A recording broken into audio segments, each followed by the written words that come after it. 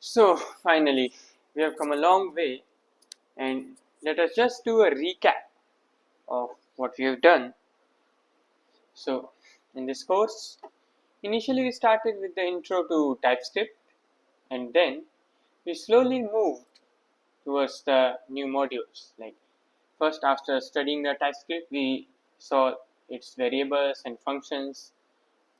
Apart from that, we went to the module 2.2 and then saw that what are other data types in the TypeScript, what are advanced data types, then classes and all.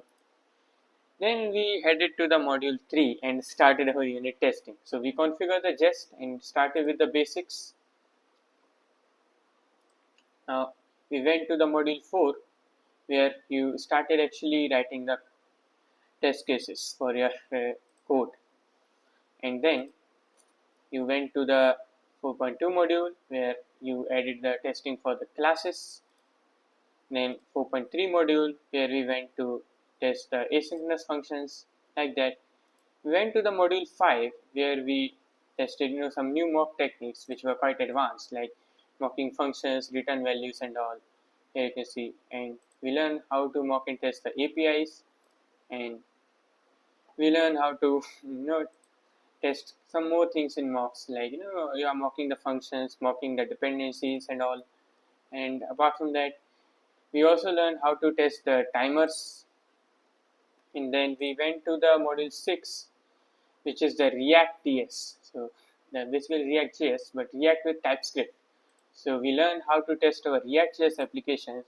We started with testing, all the functional components, and we learned the simulation of user events. We learned the querying elements function as well, like find by text or query by text, like that.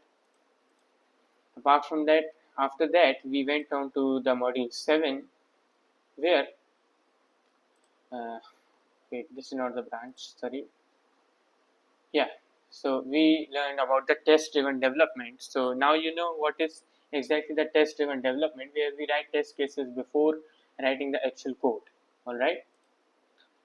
So yeah, and then the module 8, here we learned the code coverage. I mean, you added that coverage config in your file, and you understood that how much code is being covered in your unit tests, how much lines have been covered, how much have not been covered, and you also got to see the report inside that HTML file.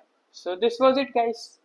In this unit testing course, we also had then in the last we had the case studies. I told you about what are some different aspects when you are testing front end and back end applications, what can happen, what learnings you can receive, and what are the common pitfalls, and what mistakes you can avoid, like that. In the case study, you got to know all of that.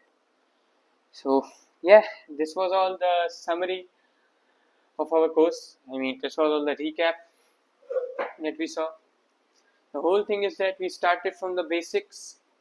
We first started from the TypeScript. We went on to the jest then, and we learned the basic testing techniques and the advanced testing techniques, and we also learned how to test our React.js applications as well.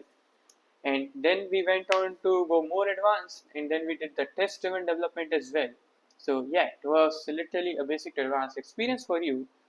And this is good as a beginner. If you are starting the unit testing, this is very good for you as a beginner to do this course. All right. So that's a summary of this course, guys. So in the next video, I will be telling you about what all the additional resources that you can get from this course, so that it can help you productively learn everything from the videos that we have published previously. Right. So thank you. Meet you in the next video.